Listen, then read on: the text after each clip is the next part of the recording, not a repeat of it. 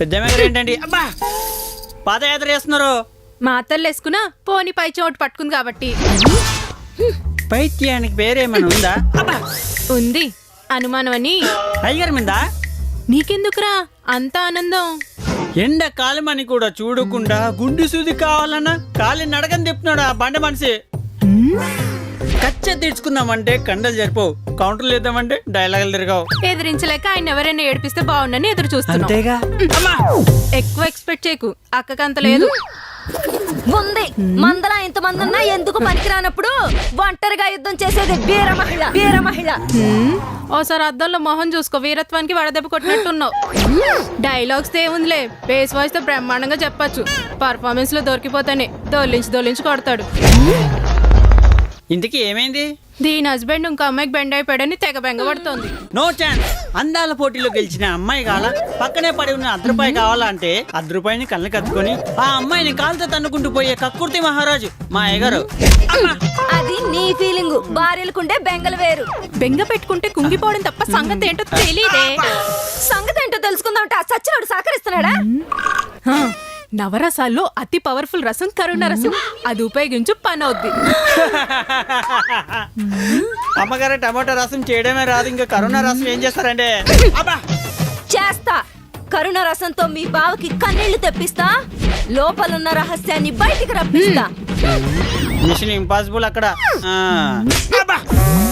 ఏంటమ్మాయి గారు మీరు కూడా అయ్యగారు లాగా ఒకటిసి అరిగిపోతారా? తినరా తిను. బాగుందా?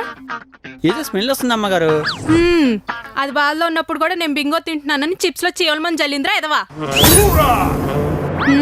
అందుకే నేను తినకుండా చూస్తున్నా.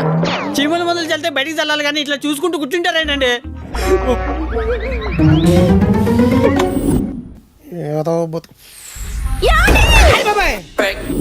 ఏంటండి మీరు చేసేది? పొయ్యి పాల మీద పెట్టి చిచ్చే పాలు పొయ్యి మీద పెట్టి కప్పులో కాఫీ కలుపుతున్నా. ఏం పోయింది?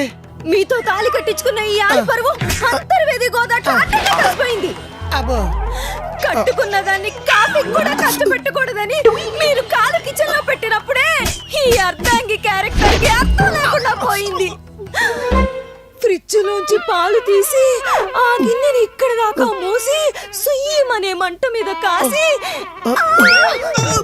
ఇంత బరువైన చెంచాతో కాఫీ పొడి వేసి మీలాంటి భర్తలందరూ కప్పులో కాఫీ కలుపుకోవాలని నిర్ణయించుకున్నప్పుడే ఆంధ్ర తెలంగాణలోని పెళ్ళాలందరి పరువు 50 డిగ్రీల ఎండలో ఎండిపోయింది.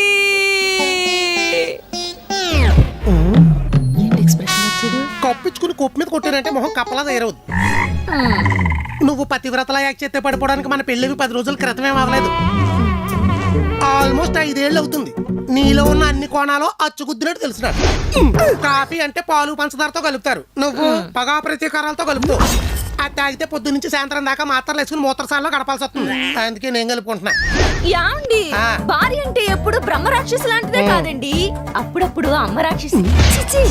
అమ్మ లాంటిది కూడా. సడన్ గా ఇప్పుడు అమ్మ రాక్షసికి ఏం వచ్చిందో? కరుణ. ఏంటి కిరాణా? కిరాణా కాదండి, కరుణ. ఓహో. ఎప్పుడు చూడు కిరాణా సరుకులు సంతలో సామాన్లు అనుకుంటా సెంటిమెంట్ లేకుండా పోయింది సంసారంలో.